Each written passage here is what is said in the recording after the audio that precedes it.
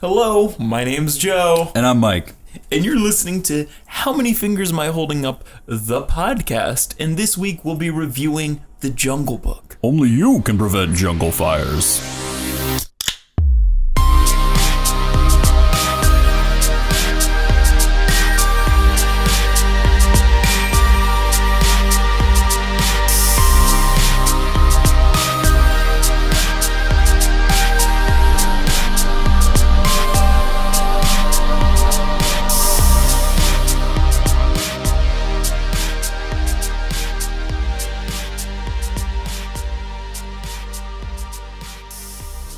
Welcome to How Many Fingers Am I Holding Up? Featuring two guys getting swifty and reviewing movies in a weekly podcast form. And thank you to Dylan M. Walker for that suggestion on Instagram. He is my cousin. Baby cuz. Love him very much. Thank you so much, Dylan, for that suggestion. And again, if you guys want to give us some sort of Is he old enough to know what getting drunk is like?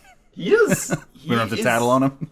21 or 22. Okay, I forget. it's illegal. All Yeah, right. he's brand new baby boy. But keep up your studies, Dylan.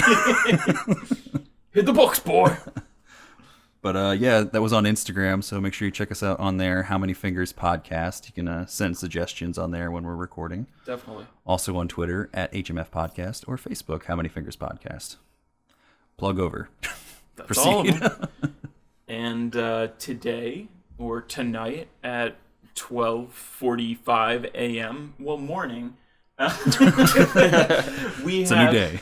We have our beloved family favorite, The reigning champ of How Many Fingers Podcast at 3 appearances. What's up? In the house. Let's get ready to rumble. Hey guys, super happy to be here. Thank you. What do you got to start us off? All right, so Because I know there's something. well, there's a couple things here. So, I like to come in hot. Yes. I like to come in hot. Nice. So, here's what I'm talking about right now. All right. Last time I was on, I told a story about how I was walking here and I saw some douchebag in Doylestown talking to his friend, and he ended the conversation with one love. Nice. And it was appalling and amazing and the greatest thing ever. Bob Marley. A couple weeks after that, I'm in Doylestown again, fair Doylestown. I'm at a pizza place. There's this drunk douchebag. Artistic pizza. Artistic pizza. One of the local haunts. Yeah. Okay. And I'm sitting there and I'm getting pizza with friends, and we're sitting there, and this drunk douchebag behind me, who's like whiter than white bread, super white kid. He's sitting at the table and he's talking to his friends like, "Yo, dude, like, I'm gonna be over at Starbucks, man. I'm gonna be over at Starbucks." And then hung up the phone and sat there for a little longer. His phone rang, he picked it up. He's like, "Oh, where you guys are there? Oh, yeah, all right. I'll be right up. I'll be on the corner outside Starbucks. You heard?" And then hung up the phone and walked out. And I thought everybody heard this, and I looked around, and I was the only one. So I just needed to get the word out that there's people in the world that talk like that who aren't rappers. I just needed to say The that. taste of the Doylestown vernacular. Yeah, so that's a little bit about me. I like But that. here's a little bit of something that I just think we need to raise awareness for. All right. How familiar are you guys with ABDLs? Not familiar at No, all. I'd love no. to know about Zero it. familiar. Okay, so ABDLs. I'm sure once I explain a little bit, you'll know what I'm talking about. Adult baby diaper lovers. So... Depends what you're talking about. Yeah, well, all right. Yeah, it's probably what you think. There's a community out there. Depends what you're talking about. A community out there who, they're just people. Right. They're just people who get off on the idea of like wearing a diaper or having someone wear a diaper and probably like shit and piss in it and like that. That's what they get their jollies to. But I used to work for a social networking site where there was a lot of ABDLs, as we lovingly refer to them as, Right. and they That would work photo there, or no, like on the site, like it was like a. I don't want to say what it was, but it was a social networking site. Okay, yeah. Anyone could sign up, and they had like weird little communities, and people would talk and shit. But they would upload pictures of like really famous women, and they would Photoshop diapers on them. Like Taylor Swift, they would Photoshop diapers on Taylor Swift and stuff. rather than fake nudes where you Photoshop clothes off of women. Yeah, you're no, it was photoshopping more on. It was weird. It was super weird. But I just want to make sure everybody knows that they're not adult babies. You know, those are a different thing. And Yeah, because I did actually knew. they can overlap. I went to high school with someone. I won't say names. I don't want to out them, but there was someone that ended up dating a friend of mine that turned out to be an adult Whoa. baby diaper wearing person. What? He didn't find out until a few months into the relationship when she was like, Oh, by it was the a way, lady. Yeah. She's Okay, like, oh, by 'cause- the way, I like to wear diapers and I act like a kid when we have sex, so that's a thing now. Whoa. Yeah, so I had to Spicy. do Yeah. some internet research because I didn't want to sound Like an like a amateur. goddamn fool Right. talking about ABDLs. And Like an amateur talking about babies. it took me to some dark places of the internet, but I found this weird. I don't know what it was, a blog or something, where they're explaining it. And in the first paragraph, it's like, being an adult baby diaper lover, it's when a person finds out that he is into this. And then in parentheses, it said, it doesn't just have to be men, but we're going to use like the male pronoun for brevity. And I was like, you're not using it for brevity. You're using it because that population is probably like 99% males, and you're one of them, and you're a male, and you're writing this, and it's just easier. But yeah, so guys, spread the word, man. Spread the word, ABDLs. Spread the word as like a warning or like... Just awareness. Just be aware that ABDL they're out awareness. there. I mean, they're people too, man. See, like, this is what I feel like the We out internet... here. The internet can be like a beautiful place, but then here's where it like... These communities of people probably shouldn't find like solace in each other. Dude. Like, this is what I long for, like the good old days where like when you were a freak like that, like you knew you were a freak and you kept that to yourself. You and didn't- kept it to yourself until You didn't have, couldn't like- bear it any longer, and then you committed suicide. Yes. Or killed a lot of people. That's why I think serial killers exist. Yeah. Because they can't come the way they want to. So they go on a killing spree. They freak out. Look up John Wayne Oh Gacy. man. So yeah, ABDLs, that's what I'm talking about. Now on to our family-friendly movie, The Jungle Book. Yeah, we're doing good with Oh, our reviews boy. of Disney movies. So I just want to get the word out. Man, as long as we're talking about artistic pizza, and I don't want to derail us completely. Not that we already have, but one time we were there, and me, Mike, and Nick were grabbing pizza, and there was these two just girls minding their own business, Yeah. and In diapers? no, and these like few guys came up to them. And they were just asking, like, berating them with these questions, which kind of sounded like the chorus of, like, a country song almost. They were like, do you love camping on the beach? Do you love setting up a big bonfire? Do you like turning cranking the volume even louder than it should be? Like, kind of like thing. And they were like, Yeah, I'm "What?" in. Who? It really wasn't, like, a yes or no question. Like, they were like, what? I guess. Like, and then, like, their larger sort of friend, and probably the most unattractive of them all, noticed that his friends were flirting with these two girls, and he came over and interrupted everybody, and he said, hold on. And he pointed to them, and he was like, how old? Hey, Like, that was just... that was Straight to the responsible. point. That was responsible. He went, hold on.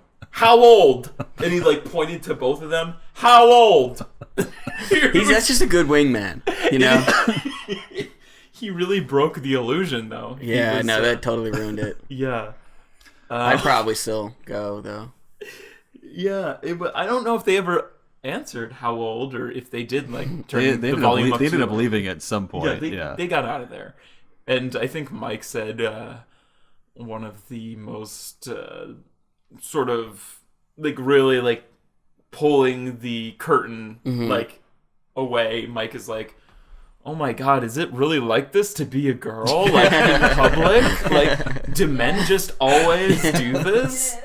That really was like a formative experience It for me. I was like, was. oh my god, like You're just they're just trying to eat some fucking pizza. They didn't want to talk at all. They were just trying to eat pizza, and they had to engage in this conversation. Because if you don't answer them, it just gets worse. Guys, I mean, you know what they say. It's a jungle out there. It is. Which brings us to the As movie Randy that we'll be Newman says, reviewing. it's a jungle out there. Oh boy! You know what? Even before everybody already knows we're doing Jungle Book. You got yourself into this. You clicked on the text that said Jungle Book. What are you The doing? picture is of the Jungle Book. Well, what I think we should really review before this, because obviously we need more alcohol in this equation. Yeah. Is introduce the drink that we'll be drinking. Who wants to take a stab at pronouncing this? I think you can, Mike, since you brought it. Einstock. Einstock. Holgerd! Icelandic Arctic Berry Ale. It's a silver can with a Viking and sunglasses. So naturally, I snatched that shit up real quick. Looks like it's from Iceland. Yeah. Let's Ooh. That's not bad. I thought it was gonna be like some sort of sour berry kind of. Whoa, that's weird. I actually kind of like that a lot. Yeah, it's not bad at all. Me too. I always talk about this, but like when you put like flavors in beers, you can either be like over the top and like gimmicky, or it can be like a subtle flavor. And whenever it's subtle, I'm like, I can appreciate that. That. There's kind of like a nice aftertaste. Yeah, Like a nice oaky afterbirth, you know? I think it's some weird berries too. Let me. In Iceland, blah blah blah. Boring backstory. A refreshing wit beer flavored with tasty bilberries, handpicked near the Arctic Circle. I think they said they had elderberries in there somewhere too. No, maybe I misread that. It's just bilberries. Just I don't know what the Just fuck that bilberries. is. Bilberries, I don't know what they look like, but they grow in the They Arctic taste Circle. pretty good in beer, I guess. But enjoy it while you can. It will disappear with the midnight sun. Was that like climate change? And then a bunch of Nordic words. Drektu, Sigradu, and Dorktatu. With exclamation points. yeah. What does that mean? That it'll disappear with the I think the like melting ice caps right, will take away all of our bilberries. right, and we'll drown the polar bears. Yeah.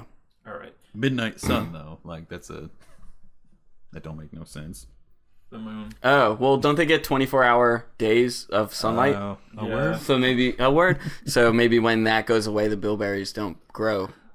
I can see that. Guys, I know a lot about bilberries. Okay. If you want to talk about bilberries, I'm the guy to go to. I'm Bilberry Joe. Bilberry Baggins. Oh, shit. Who's doing the IMDb? I'll read that shit. All right. The IMDb description for this movie is: the man cub Mowgli flees the jungle after a threat from the tiger Shere Khan. Guided by Bagheera, the panther, and the bear Baloo, Mowgli embarks on a journey of self-discovery, though he also meets creatures who don't have his best interest at heart.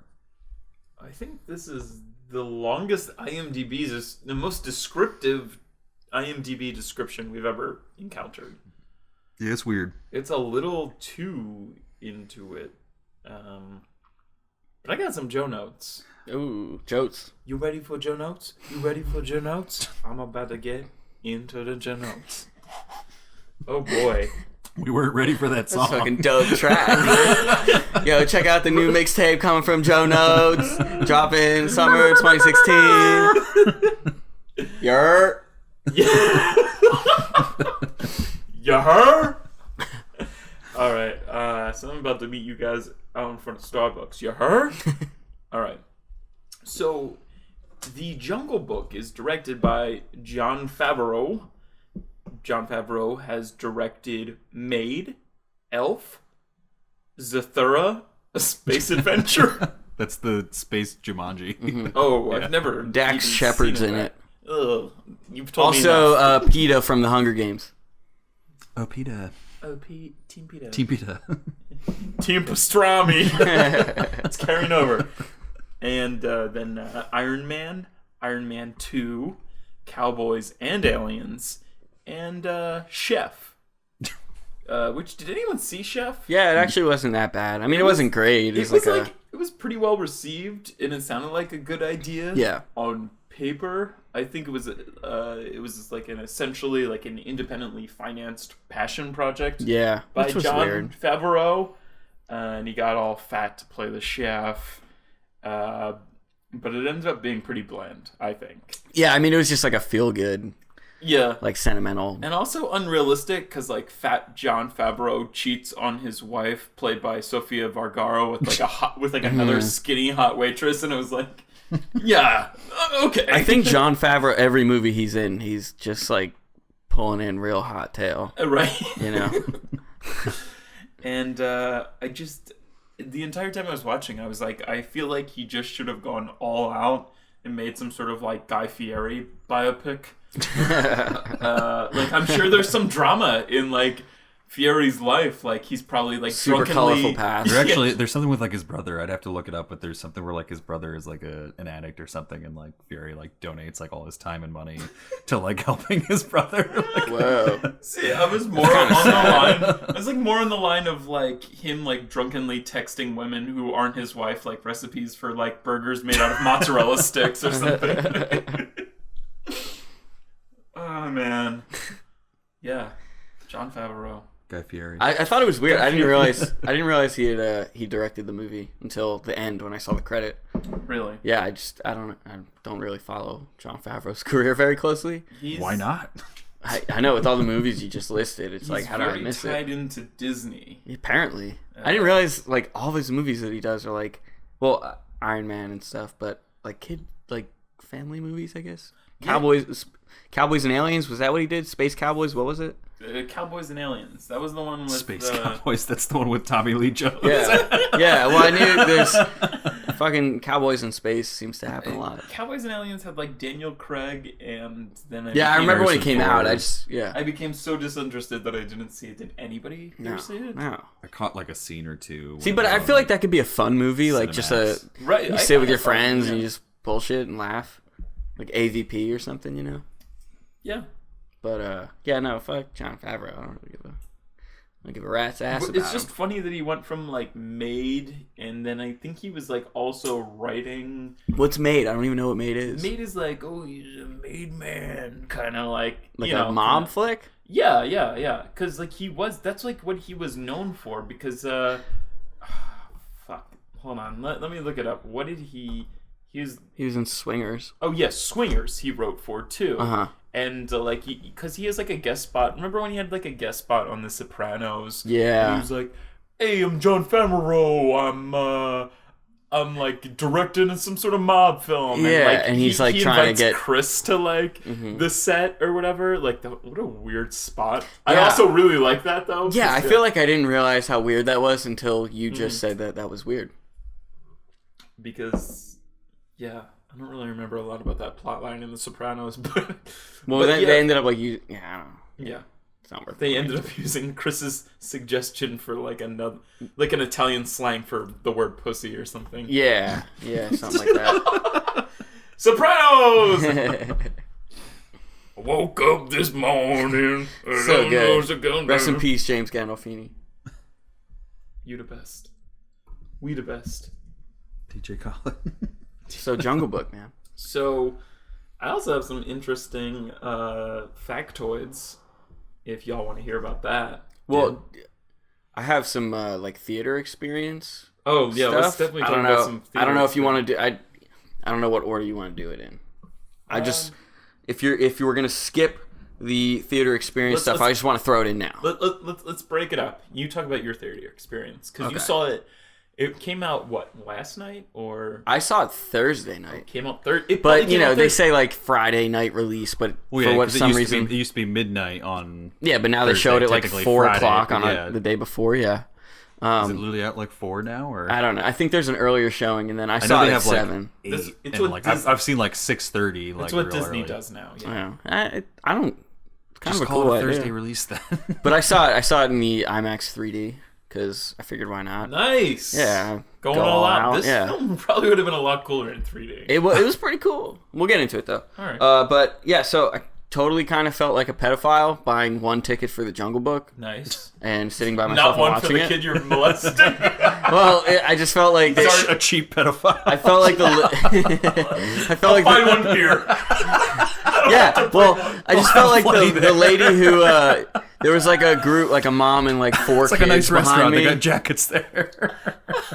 There was a mom and like 4 kids, like 4 of her kids behind Right. me, and like a I'm buffet. like one for the Jungle Book, and then like she's like standing behind me like what?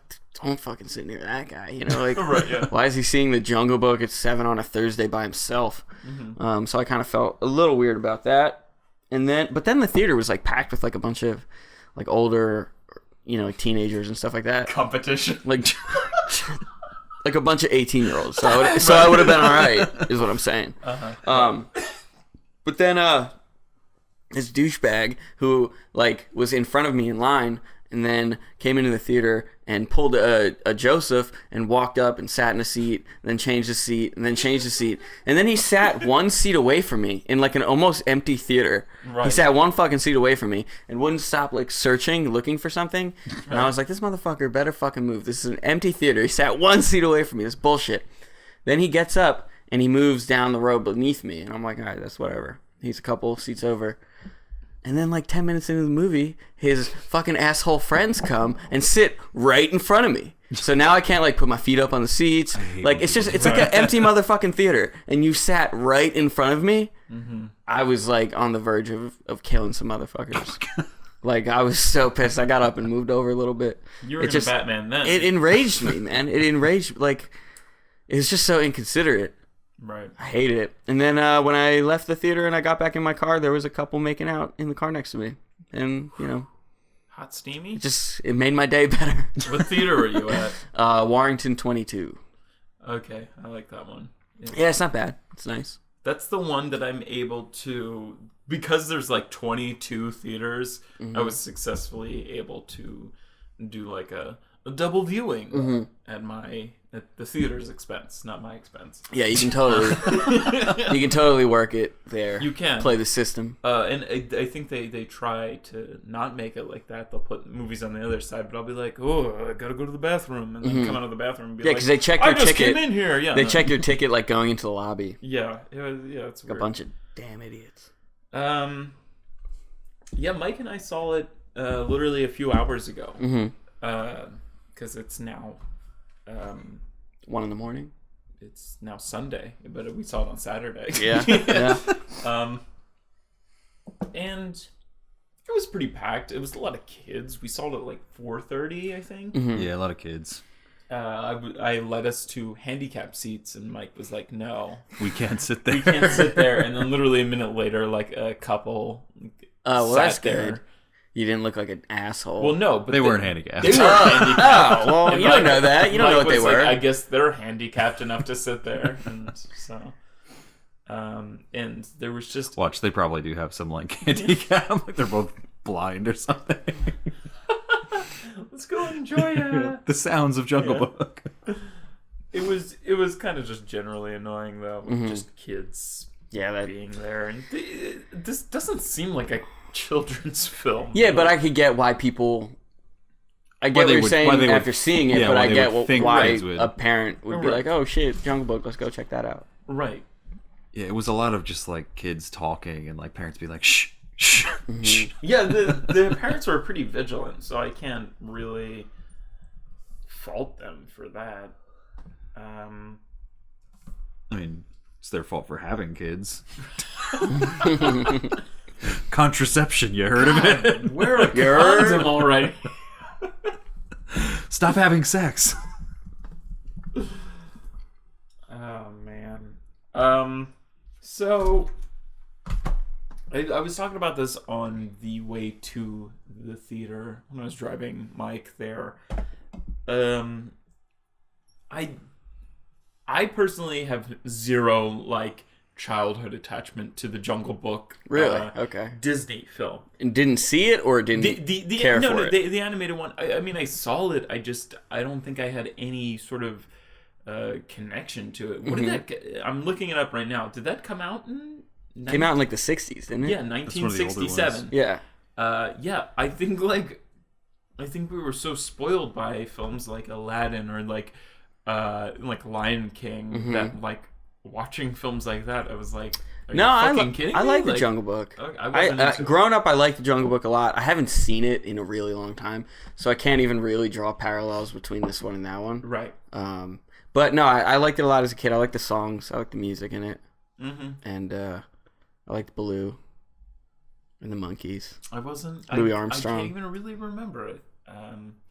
It's one of those like weird. It's one of those like weird Disney movies where like I feel like they started to kind of get into a more like musical theater type thing with the other ones where like same person would compose like the entire score and they'd be a lot of Elton like original. John was the one who did that. Or like Tim Rice and be like a lot of like original songs, whereas like the Jungle Book just kind of had like a few kind of like splattered throughout, and it was It's not really a lot of like songs that like kids really like. I feel like enjoy as much for the 1967 Jungle Book. But yeah, that's one I like watched when I was younger, but it never like fell into like heavy like Disney rotation. Like, I mean, it's Lion King or Aladdin. Yeah, it's definitely not Lion King or Aladdin. Right. Because goddamn. It was a. But I did like it a Disney lot. film of a certain age. I'm looking at the original cover for the Jungle Book, and it's got the tagline, "The jungle is jumping." Yeah, it was. It was jumping. It almost looks like borderline racist in a way.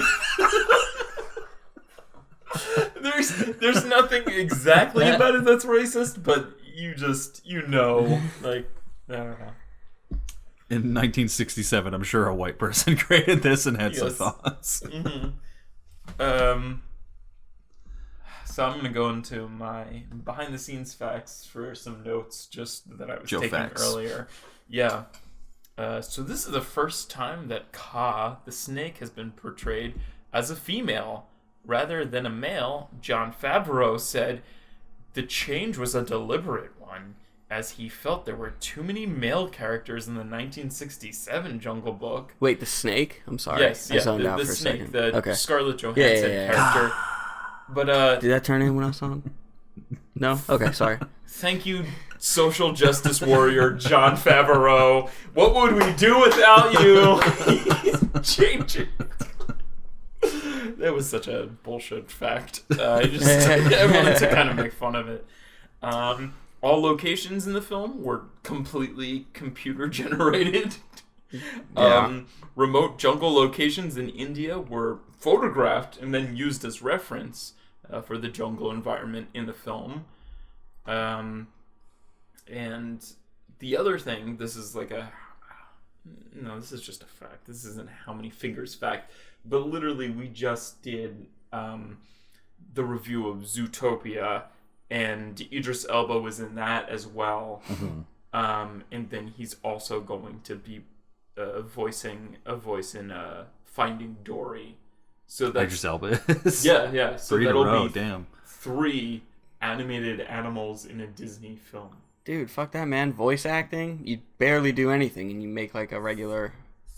I get it. I would do it all the time. That was my initial reaction to sort of like this film, though, was like, at first I was like, oh, it's Jon Favreau and like a camera guy and this kid going out into a forest, and they like film him kind of like running around, and then they put a bunch of like 3D animators on it, and then they get, these like famous actors to sort of come into like a sound booth, record their stuff, and leave. It sounds like a pretty easy process. It's actually a way easier process because they didn't actually go into a jungle. They just went into like fucking green screen. Yeah, and did all of this. So this must have been a cakewalk for everybody involved. Except that little kid. Besides the little kid. Little kid was fucking running his Jon ass Favreau off. maybe like Skyped it in like a few days and was like, yeah, looks good. Like, and no matter, I'm gonna go into the film now. They just, something they could never get down is like in like, I remember like being a kid and watching like the Disney animated Tarzan. I was just thinking about this the other night. That like Phil Collins like soundtrack. What a great film! But also it was so like, again, this is a cartoon animated film, a 2D animated film. And he was so fluent the way he like moved through trees and everything. Mm-hmm. This was so sort of like, it was just so awkward. Like you'd have like the kid like jumping over rocks and then kind of like getting over like a branch kind of, and they'd have like a swooping camera, but it never helped. Really? Because I thought the like kid running around and shit looked good. I thought they did a good job. Like, I mean, I remember.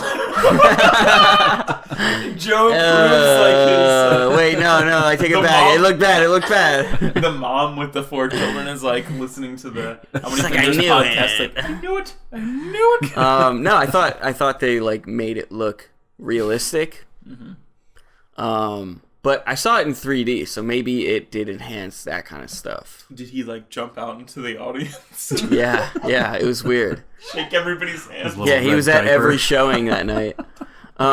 Joe pulled off his little red diaper. Oh god, it is like It's a getting diaper. too weird. I've been exposed.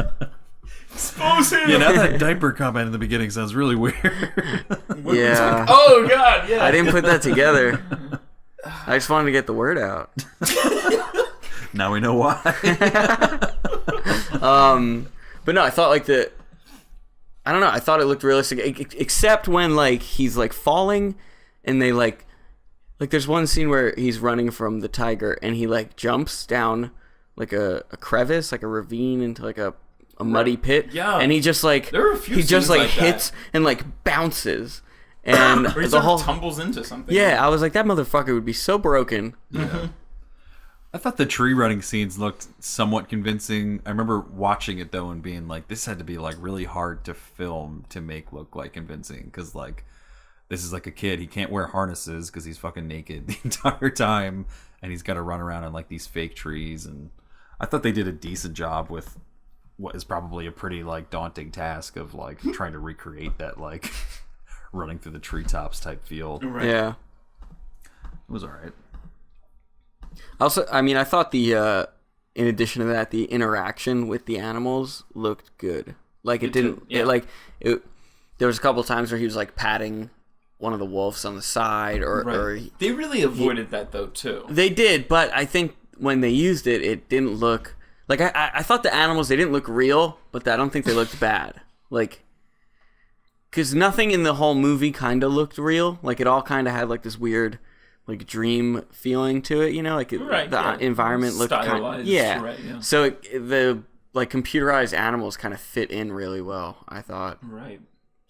But I was never fooled that they were like real. I was any point. definitely very impressed with the, like even after I think I knew that the locations were completely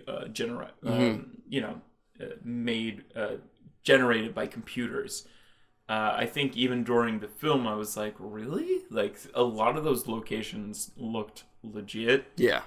The animals, I don't know. Those were some of the best animated 3ds Max or whatever they use models I've ever seen to date in a film. I know, like Christopher Walken's character or whatever. Each frame of his character took 5 days to render. Wow. Yeah, they need like a Jordan render A farm. render farm. to render those.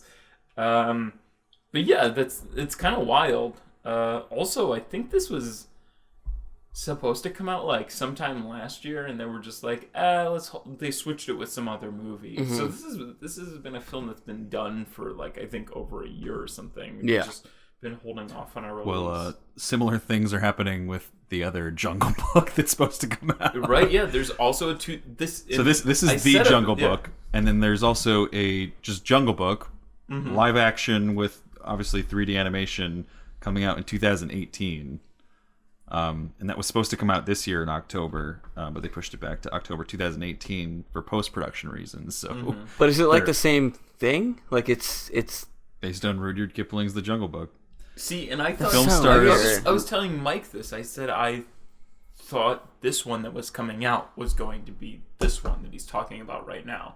It's like a Warner Brothers like. I think this is Warner Brothers. I think this is supposed to be like the one we just saw was obviously like an adaptation of an update to the Disney one, right? Where I think this is supposed to be a more like more straight up the book, adult type one. Mainly because it was originally in talks to be directed by Alejandro Gonzalez Iñárritu. Whoa, really? He had scheduling conflicts with Birdman and Revenant, and then they got stuck with Andy Serkis directing it. Yeah, wow. Yeah, that's fucking weird. They really downgraded. Yeah, that was. They went from like one of the best to Gollum. But they were like Best Picture nomination to listen to this cast too. So like Pet Project. Yeah. Like, They have a no-name kid as Mowgli again, obviously. Then Andy Serkis is supposed to play Baloo. Every animal in the movie. Yeah. Christian Bale as Bagheera. Benedict Cumberbatch as Shere Khan. Tom Hollander as Tabaki. I don't even know who that character is. And Kate Blanchett as Kaa. So we'll have the second female Kaa. Well, Andy Serkis, he thought that there was too many men in Jon Favreau's version of the Jungle Book, so he decided to also make Kaa a woman. Yeah, yes. he was. Yeah, he's also a social justice warrior. Yeah. He's trying to out social justice warrior Jon Favreau. Just 2 years too late. Yeah, that sounds weird though. But like, why is everybody wanting to remake Jungle Book? Yeah, like it's a film that came out in the '60s. Now everybody's racing to remake this film. I guess that's what they're doing now. They were though, planning this since 2012. I don't know when the one we saw was. But like, technology finally got to the point where they can make these like super unrealistic movies kind of real. That sucks.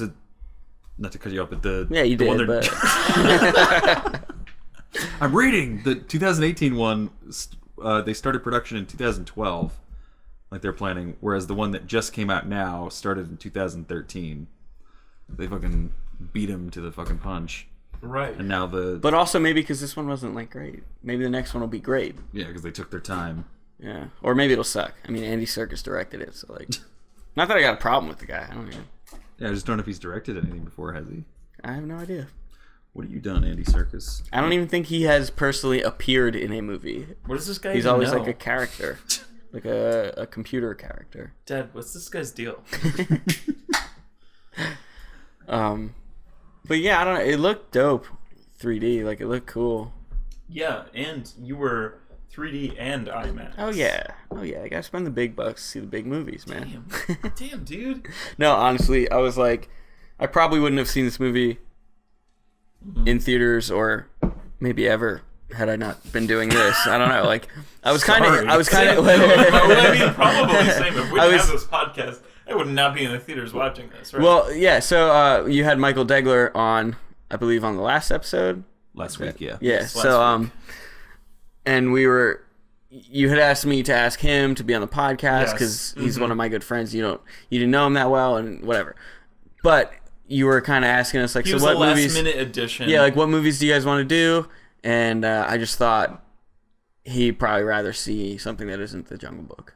And I was like, fuck it, I'll do the Jungle Book. Yeah, no, it was definitely I told Mike, I was like, literally, if it was like 4 films, like, because in this batch of films we're doing Hardcore Henry, Hello, My Name is Doris, The Jungle Book, and like, Midnight Special. If it didn't have that film, I don't think I would have asked Degler to come on to this batch of episodes, because like I don't think like he just seems like he was more in tune with Midnight Special. Well, he's really like a one-trick pony. I don't know if anyone who's listening to this listened to his episode, but he's insightful but boring. There's not a lot of layers to him.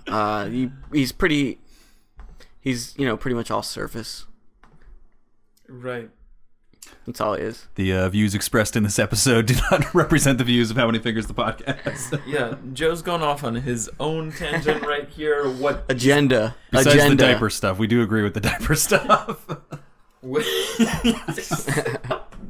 the movie looked dope. I was doing this podcast and I was like, if I'm gonna see it, I might as well see it. The way I'm assuming they intended it to be seen, because you make movies like this, you put them out in 3D. That's probably why they were made to begin with. So I splurged. Splurge boy. Mm-hmm. Yeah, well, you're not seeing 4 movies a week. When we went to Hello, My Name is Doris, the girl was like, 2 tickets? And I was like, 2 students. And she's like, okay. And I was like, she didn't make you show ID? No, she didn't make me show ID. That's cool. Yeah, I graduated. I don't know how many years ago. But yeah. Welcome to How Many Years Ago Did I Graduate? The podcast. Side podcast. But setting everything aside, I think this film was maybe the most visually stunning film that I've seen this year so far. Yeah. How do you compare this to any other film? This is just knowing what they accomplished and what they did with everything. It was just wow. I don't know. And no, like I didn't know when we were watching it, but finding out now that everything was completely computer generated. Like, right. Because Like, usually they film like on location and then they Yeah. generate stuff. I mean, that's pretty impressive. And I think the one thing I noticed as I'm watching like all the different scenes, like they have like little animals like running around in the background in like, every scene, or like bugs flying around and whatnot. Yeah, like, they did a great job of like in the environment. They had, like you said, like little bugs that you Really could see in the really sun, filling like in out the sunlight. every Yeah, inch, yeah, it was pretty cool. And it was, and again, it wasn't like I can't think of better examples, but it wasn't like 300 or like Sin City or something where everything is, the entire environment is animated. But this, was very impressive. It just fit, yeah. Which I guess is maybe why the animals maybe didn't look. I thought they looked very convincing throughout, and I guess it's because you're not like filming on location and then having to animate based on like you have more control when you're going to animate the entire scene and whatnot. Over the light. And, and then you can, all that kind of stuff. You can make the camera move perfectly however you want it throughout the scene. Right. But it was, and I talked to Mike on the way to the film about how I wasn't very interested in the 1967 Disney animated The Jungle Book, and I think he said he wasn't either. We're just spoiled by being alive in the 90s and having, it was kind of a golden age for Disney really during that time. But then after we left the film, we got in the car and I was like, like adapting their plot from the 1967 Jungle Book, and I know they even took like parts of the actual book to put in here to make it more action oriented. But still adapting from that like original Disney movie plot made it like it was kind of all over the place. It was kind of like, I'm in this wolf family, I gotta leave, or like, and it was just kind of like, it did not, I mean, I know the word of the day for these bundle of podcasts is exposition, but it did not spend like a lot of time on exposition. It was just kind of like this scene, this thing, this scene, and like I felt no connection to the connection he felt to the wolves, like the wolf pack that raised him. Yeah, and they had the benefit of having a narrator too, right? And they didn't really use that at all. It was just kind of, all right, he's with these animals now, and then he went to these animals and learned about their way of life. Then he went to these animals and whatnot, which is kind of what the 1967 one is like too. But we've had the benefit of 40 plus years since then to like learn from their mistakes. So you can animate every separate hair on like Monkey King's body, but you can't update your script writing that kind of devices. I think they even literally took 2 of the songs from the original. All right, let's talk about that. Okay. Well, first off, I just want to say the first episode I was on was The Martian of this podcast. Right. The second episode I was on was Brooklyn, and I feel like 2 things I talked about with each of those movies that I'm going to talk about with this movie too was the timeline. The timeline sucked. I have no idea how fucking long he was away from the wolf pack. I have no idea how long he was with Baloo. I have no idea how long any of that shit happened. Because, like, Bagheera comes back to get him, and he's like, nah, fuck that shit. I'm with Baloo now. Yeah. But it was like, wasn't that just like 12 hours? Like, did he completely turn in like an afternoon? This is like the guy who saved him. Yeah. From just rotting in the jungle as a child. Yeah. So I had a problem with the timeline there. And then as far as the music goes, what the fuck? Like 45 minutes into the movie, you're gonna hit us with like a musical number. No, it was longer than that. Was it? Yeah. Him and Baloo are floating down the river and they sing Bare Necessities. Yeah. But like the background music kicks in and you're like, what the fuck is happening? It was really weird. I think it suffered from this weird like tone inconsistency where like part of it was like this movie that was like taking itself kind of seriously, was really animated beautifully, was trying to be like a not necessarily darker but a more just serious, less lighthearted adaptation. And then they have these 2 songs which are like they're the 2 iconic songs, but they don't do much to update them. They still kind of just sit in that like crappy like lounge like jazz type like style of whatever, Right. and like they don't update those at all, and it's got like a weird like there's you can tell the parts that they take right from the actual like Jungle Book, the Rudyard Kipling book, and then you can tell the parts that they wrote for this movie, because there's parts that are like weird humor that like some like animals will come, random animals will say, where it's like a modern kind of like when vocabulary and whatnot. Right. like when he's going to get the honey. Yeah, And like the squirrel comes like the over comedic and he's relief. like, "What is that?" And then the other guy comes over, "What is that?" And like, yeah. But then some animals will talk with like this almost like old timey, like real, like deep, like kind of vocabulary and whatnot. And you can like the difference is like night and day between like those two different types of lines. Right. I think with the music, man, they didn't need the backing track. Like neither of those songs are very dependent on that, and they could have just had like, so if they're gonna have it at all, they could have just had Mowgli floating on Baloo's like belly or whatever, floating down the river, and they could have just been singing it out loud, and I wouldn't have even blinked. I would have been like, it's obviously a nod back to the 1967 because those are two iconic songs from the movie that are, you know, a little bit beloved, even though they're not as like sing-songy as like other Disney songs. But then it's like either you do it as like a throwback, and it's just kind of like they did in the trailer where he just like whistles like the tune. That's what I thought they were going to do, and I didn't think they were going to actually. Right before they go on in the river, bear. And they're just kind of on the trail, and they're just kind of singing it. And there's a nice sort of poetic explanation of like, oh, don't you sing? And he's like, oh no, that's more of propaganda, like kind of, or that's and it's really more of a mantra. He doesn't know sing-songy as much as he knows like a cadence, kind of. Yeah. Cadence. Yeah, I don't know. Fuck it. We'll We'll go with it. We're doing it live. Yeah, and it's like you can either like do that where it's just like a little throwback for people who did, you know, people like us who were old enough to grow up with the original Jungle Book, or you go all balls deep and like make it a musical, update it. Well, that and update the actual like backing track and whatnot. With, you know, with something that kids today would enjoy and like want to, like no one's gonna go home and like no 10-year-old's gonna go listen on Spotify to the Bill Murray singing the bare necessities. Like we may think that's kind of somewhat unique because it's Bill Murray, but like the target audience for this movie doesn't give a shit about Bill Murray singing the bare necessities. They don't like the song. It's not catchy for kids today. Or even the Christopher Walken one was even worse, as King Louie singing the... I just don't fucking think... Like, I would have been fine if they sang the song without the backing music. The whole song? Yeah, I honestly don't think I would have even like the King blinked Louie at it. Song. But I think it sounded weird. Like, it kind of just sounded at points like he was just saying it at Mowgli. But then they added like the jazz music behind it, and it was like, oh, this is like another musical number. But you can't make a movie and portray it not as a musical at all, and then hit us with like two musical numbers in like the second half. Right. Well, yeah, and spread out and by if like you're a going half to do hour. them, like they have to be like iconic songs, like undeniable, fresh iconic.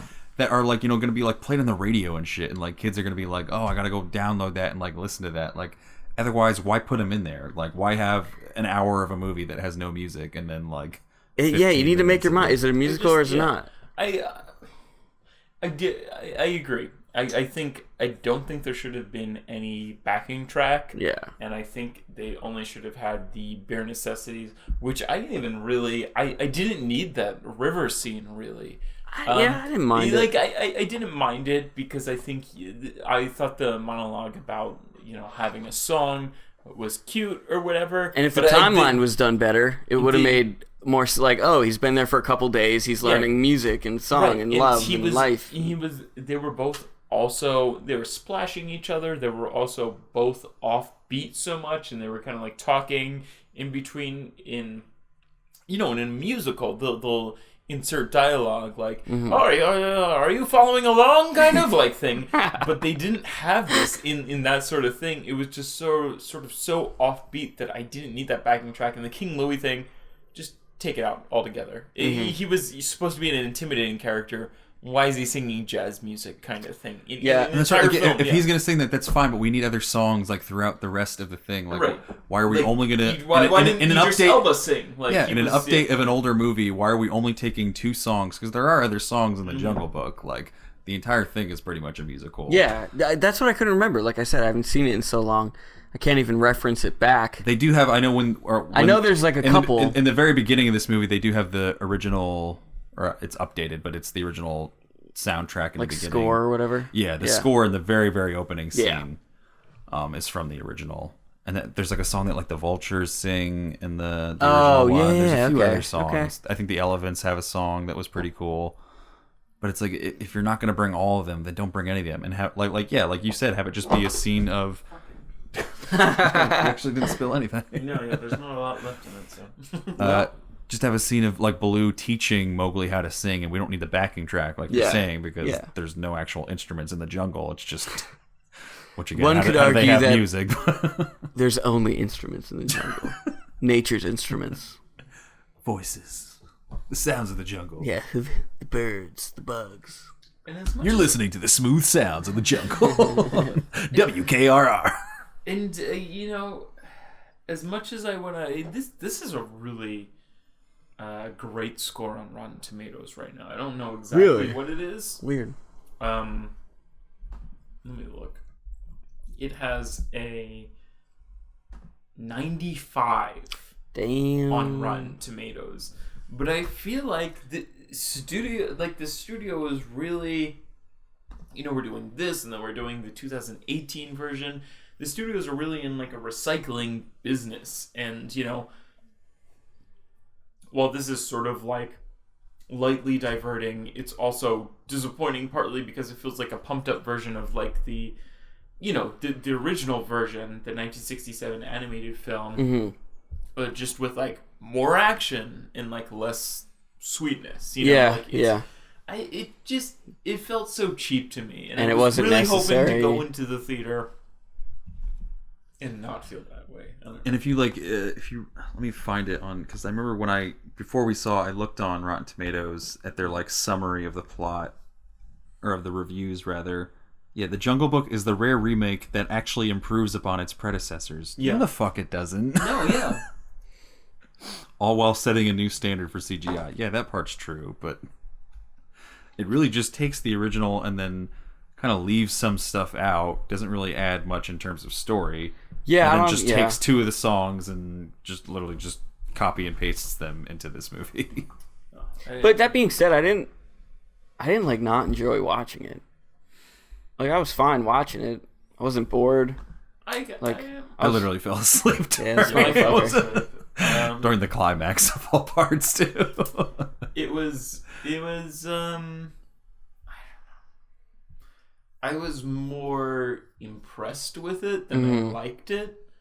Yeah, but it's like the Avatar effect, where it looks great, but it's like a piece of shit. Mm-hmm. And it's like, oh, cool, it looks great, but you didn't make a great movie. You just made something that looked nice. Right. I don't feel that way about Jungle Book, totally. Right. But I get that. I would get why someone would. I mean, it is relying on what was a decent movie to begin with. Yeah, 1967. So there is substance and stuff there, and then obviously that's relying on the Rudyard Kipling Jungle Book. Mm-hmm. So it kind of can't fail already from that perspective, but it doesn't really succeed in my mind because it doesn't push it forward towards anything. It doesn't really add anything new. They had the opportunity to take a lot of stuff out of the original Rudyard Kipling and throw that in there that wasn't in the Disney movie. Right. I also thought when I first saw like the teaser trailer a year ago, whenever they put that out, I thought it was going to be like the animals didn't talk. Like the Jungle Book without like the old talking animals. Jungle Book. Yeah, and I didn't know that existed until earlier. Somebody said that. It's a great 90s movie. Yeah, but I think that could have been fucking cool, man. Should go watch that one. Is it good? Is it actually good, or is it just like a shitty version of what I'm saying? The 90s. Yeah, I'm probably exactly when it came out. I stay away from the 90s, man. I think Carrie Elways is in it it's got other humans in it. I don't know if it's more true to the Rudyard Kipling Jungle Book, because I haven't actually read that, but it's definitely not like the 1967 animated I just one. think it would have been cool they're watching not singing songs and whatnot. Watching this kid like growing up in a wolf pack and like fending for himself in the woods and all that stuff. I think it could have been cool with just animals. They didn't necessarily have to talk. But I get that's not what they were doing. The voice acting was decent. So I thought the kid sucked. I had a huge problem with the voice acting. I think, of course he did. Hey, guy. Oh, big surprise. Here's the fucking critic. Joseph had a problem with it. No, listen. Like, I think we have an easy time sort of forgiving it because it's like, oh, I know that voice. It's fucking Idris Elba or like whatever. But like, in some of those fit, but like when you have like the largest monkey who can like crush almost any animal in the animal kingdom, be like, I'm Christopher Walken. Like, you know, is that your Christopher Walken impression? No, I don't. That was have, really I bad. don't have one. That wasn't even close. Yeah, that was weird. But here's the Devil's thing. Tree, you say? I'll stay away from the impressions.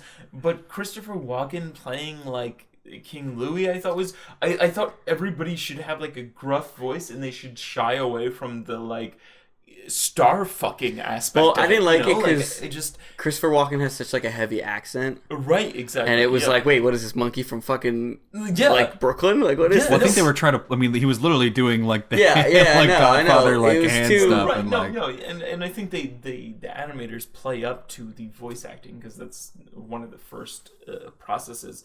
But you know, the Bill Murray I could understand. The Ben Kingsley I could understand, but there were just I thought was the best was Ben Kingsley. He really fits that. Yeah, there were just like a few where I was like, there's like these huge, super intimidating, like it looks like they should be like they have like a deep roar, but then they'll be like, hey, what's going on? Like kind of like thing. And I was just like, this is just to pull people in to be like, well, did you see the new Ben Kingsley Jungle Book kind of like thing? And I didn't like that. I didn't like a lot there were of some that were weird. I thought the Idris Elba. Yeah, I thought his acting was okay, but I thought the recording quality was, or the mixing, I don't know what it was, but it sounded like it was literally like it probably was recorded in like a boxy room. Like it didn't have like the reverb and like the sound of like wait. So a tiger. I'm sorry, which one? Okay, he was the tiger, right? Tiger, yeah, talking right, in like the jungle. Like it really had a very weird reverb quality to it. And also, it's weird that they're all in like in India-based jungle, and like that like and there's like a bear. Well, yeah. And like the elephants, I think, are a lot smaller there. They're not as like towering as the elephants we're familiar with from like Africa. Yeah, I had a lot of problems but, like, with. Also, it's just like, where are all these accents coming from? They're all in India, and it's kind of also, like, why do some of the animals talk and the others don't? Right? Yeah. Yeah, like that one the monkey. Elephants don't talk. Some of the monkeys don't talk, but the one big monkey, Christopher Walken, does talk. Yeah, I thought only one monkey talks. But I also was thinking, like, we're watching this movie and a tiger's fighting a panther. And, like, a tiger would fucking eat a panther in 1 second. And there's a couple of, like, the wolves are fighting the tiger, and, you know, the tiger's, like, kind of struggling, which maybe against a pack of wolves would happen, but that's beside the point. And then I was sitting there, like, this is bullshit. Like, this wouldn't happen. And then I was like, oh, wait.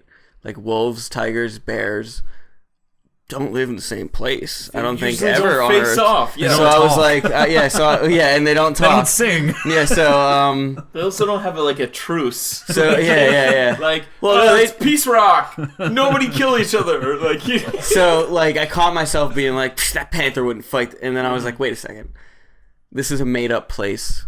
Yeah. With made up things happening. So I don't agree with you about the accents. Maybe the animals were shipped there from somewhere else. Listen, you know what? The ka is traditionally played by a male. It was a female here. And I think that's very important. Jon Favreau really, in the 1960 he version. Us. If that was a man, like, no, it kind of made it more like insulting because like to be like, oh, I was under a woman's spell, kind of like. Well, it's also like she only has like every line that she says we hear in the trailer at the same time. Yeah, and she's only in it for literally just that one scene. Yeah. You really added a lot there, John. Yeah, I don't know. I thought Lupita Nyong'o was actually pretty good and I thought her voice fit. Is she like the mother one? The mother wolf, yes, right? Yeah. She's done like a great I feel like I read interviews with her, like the one like this like when she went to go try out for Star Wars, and she was like, "Yeah, I didn't know this was gonna be like an animated role,"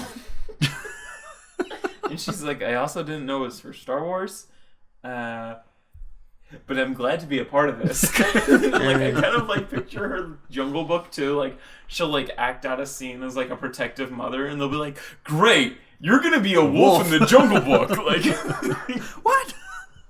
Okay, great. I ain't had soap in so long. Oh, it's like, all right, see you later, guys. Also, like, why were the elephants assholes?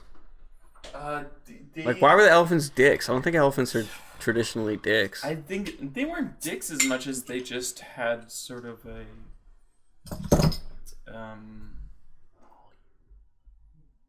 Saber's asking us to be a little more quiet. Oh, okay. No, just because I was outside earlier. We're going to ham. All right. So you're listening to How Many Figures, the podcast. This is the new volume that we can talk at. Guys, we're sorry. Saber's just ruining all of our fun. It's not that big of a deal. You guys are all just very loud talkers. And yellers. We're literally yelling. Yeah, we are. So, I mean, you guys can talk, but also silence. Saber, I came in hot. Oh, I You know how I come in hot. He does. He comes in hot. Joe, you gotta cut those smaller. Just mutilating. Again, Joe is trying to fit a very fat lime slice into a very skinny Corona neck. Been there. And he's mad because it don't fit. Corona Porque! I forget what I was talking about. Jungle Book. Oh, Jungle Book. Okay, yeah. Is that the name of the movie? Apparently, Sam Raimi played a giant squirrel. Yeah, I think it was one of those. Who? Sam Raimi, like director. Oh, okay. I think it was one of those like comic relief squirrels. That's interesting because I thought those were actually some of the better voice acted roles in it. I just thought that part was dumb. It was dumb. It was part of that whole Another monkey? weird Oh, it's a man cub.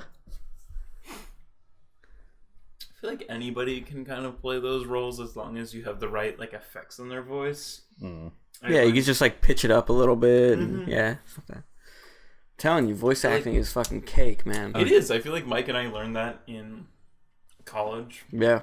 Just playing around with, really just, I guess, GarageBand. It was Yeah. GarageBand, Yeah. We made like an entire George Lopez show, like, skit. And I was able to play George Lopez's daughter and son.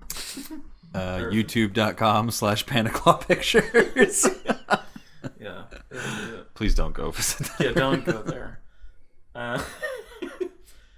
But anyway, we haven't talked much about the plot, but what is there to really talk about? I mean, everyone's seen the Jungle Book, right? Right. It's pretty much that, isn't it? I don't really even feel the need to talk about Little boy lost in the woods, gets raised by wolves, has to fight a tiger. The end. Also, like, can we be honest? Was Shere Khan really wrong? I don't think he was wrong. Here's the thing. Is he wrong? He's not really. wrong.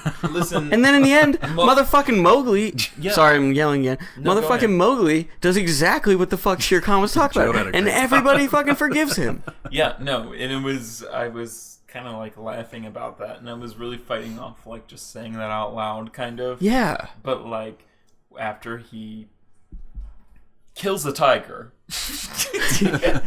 and he emerges from the jungle riding on an elephant, and everybody applauds him. And like I was just gonna do a voice like, "Thank you, I burned down your jungle." Yeah. I fixed the problem that I started. Exactly. Yeah. I'm the hero. like this is all of you. This is just your problem. Like, I feel like you could easily recut that movie to make Shere Khan look like the good guy. Yeah. Just being like, no, he's gonna fuck everything up. We need to get him out of here.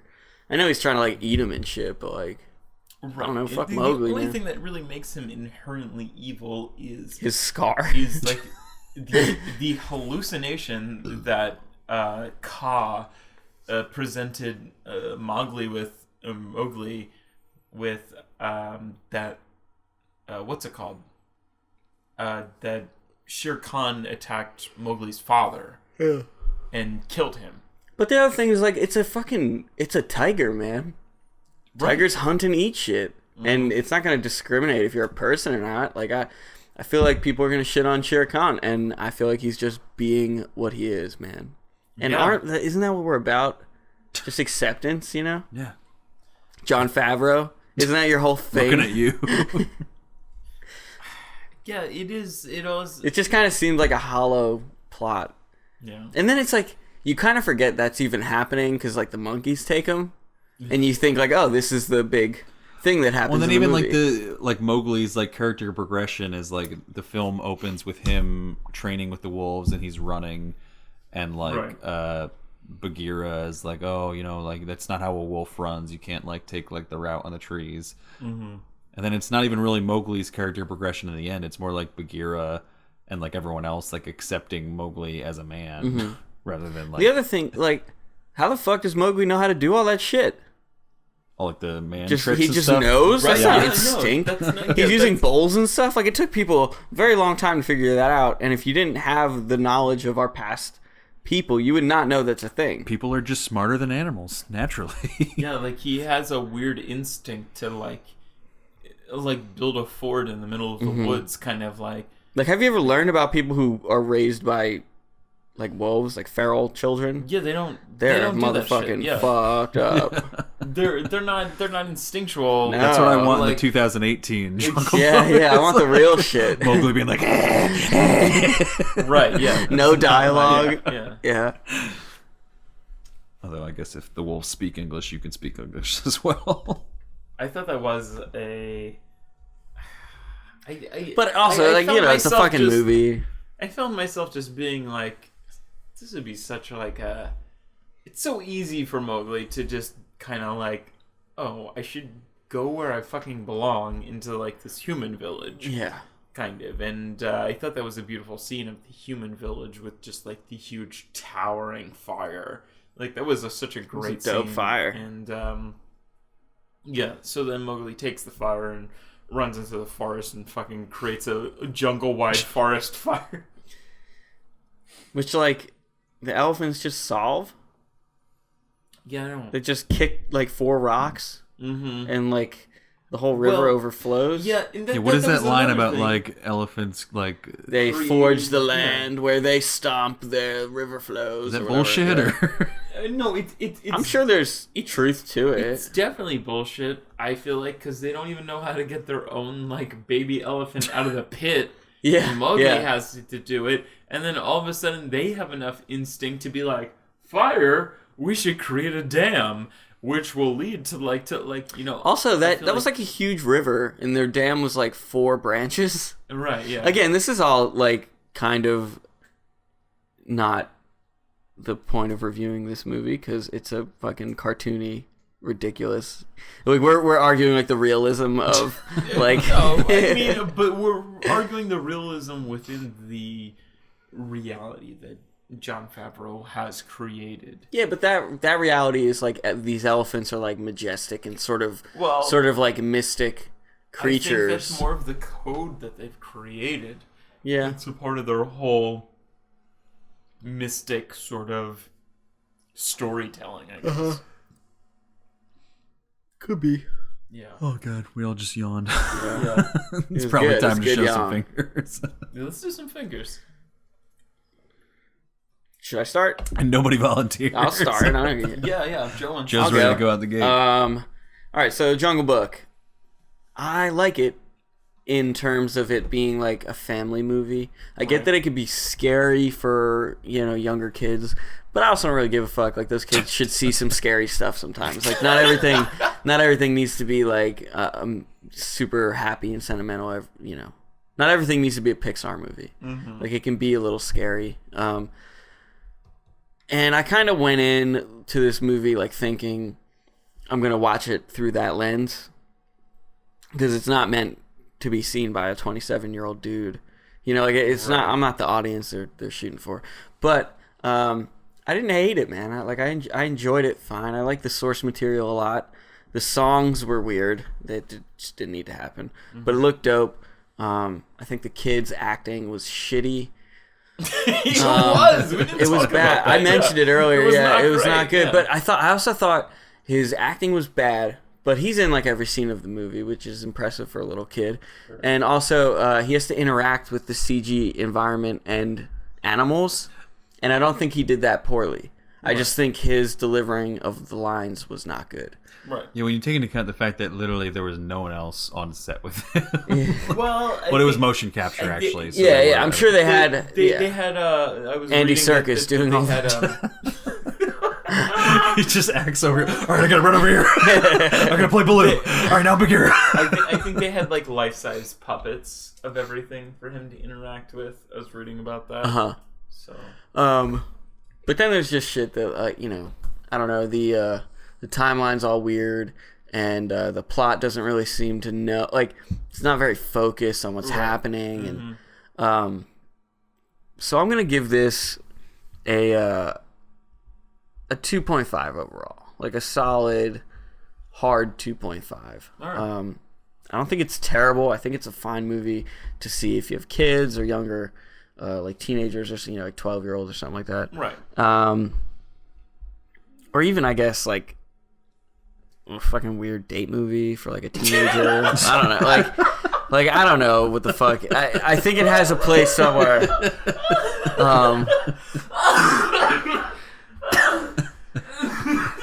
But the place is not for me. I didn't walk away for that one. I couldn't. And overall, just kind of. I think you're going on a fucking weird date movie with Joe Manno.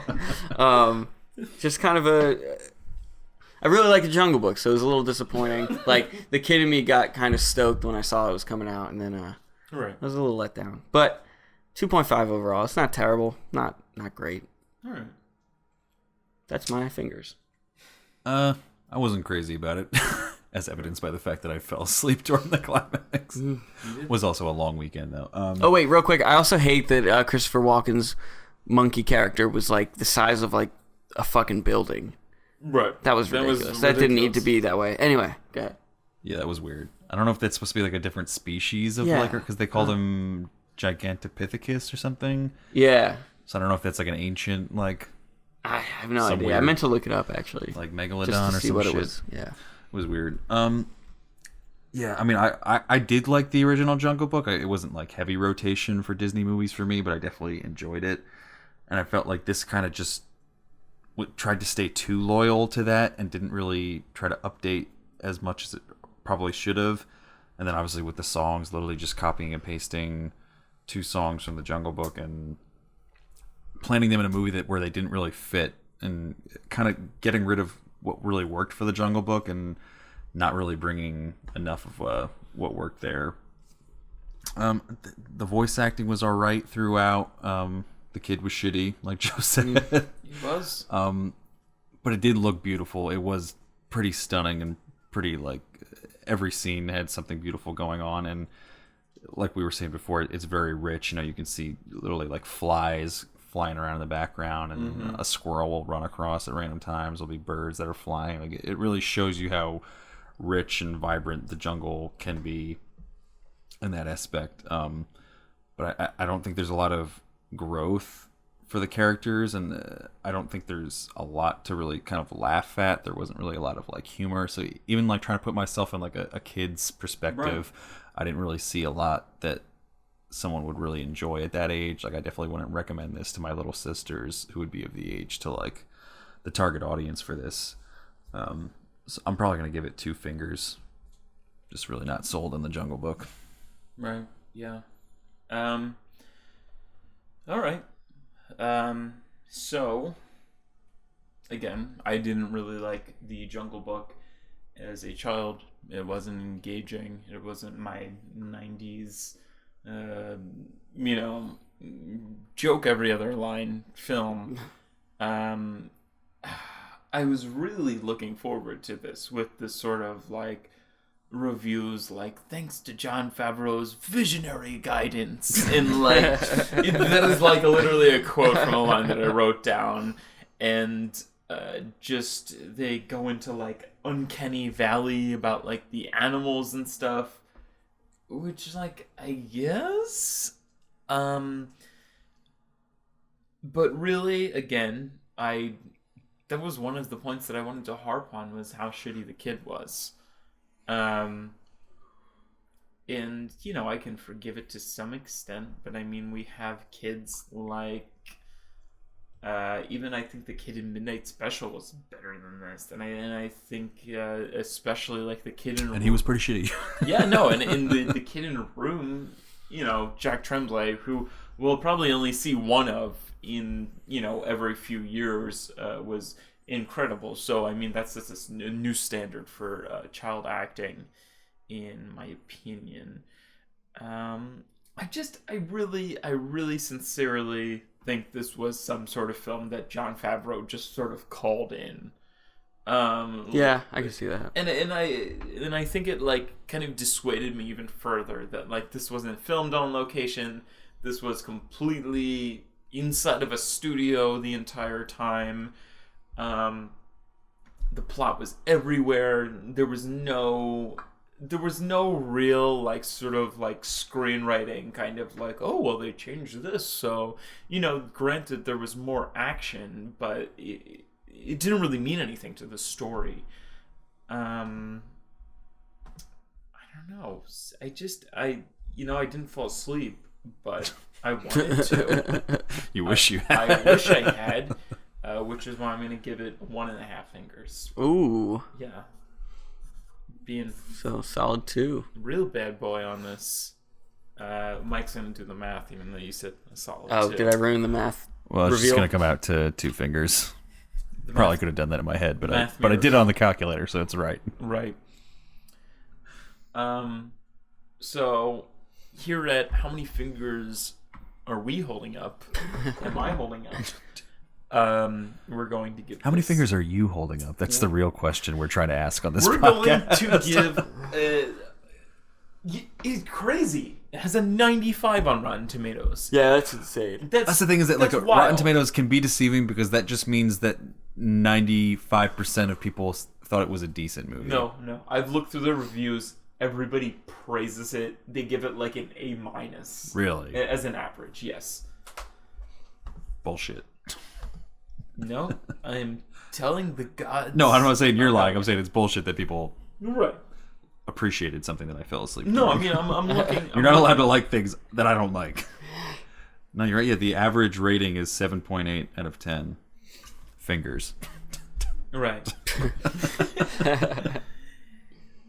Man, I'm just like looking at like another review right now, like big screen's most engrossing artificial world since Avatar. Yeah, see, exactly what I'm saying. This is definitely a film where people who loved like Avatar film into this. It's like, but Avatar got good reviews too. Yeah, it did, and that's because people Avatar they're fantastic reviews. Yeah, but people are. It was the best picture favorite until Hurt Locker won. Yeah, but like. People, it pulls the veil over people's eyes, like technical achievement, right, or like exactly. virtuosity of any sort. Like you know, you could be like the gnarliest guitar player in the world, but make the worst music ever. But people are gonna be like, "Whoa, did you ever see so and so play guitar?"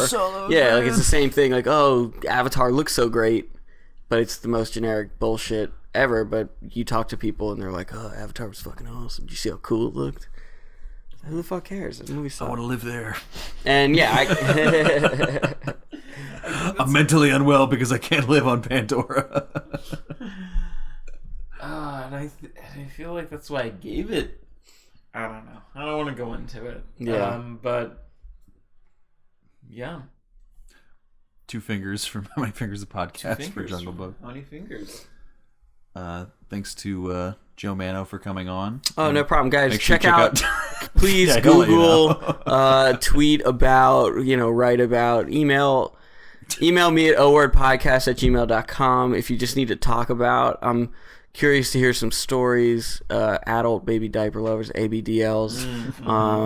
I know you guys all are curious, as I was. You'll you'll end up in some weird places on the Spread internet. the word. Definitely don't like do private browsing or clear your history immediately because it's fucking weird. But there are people too, you know.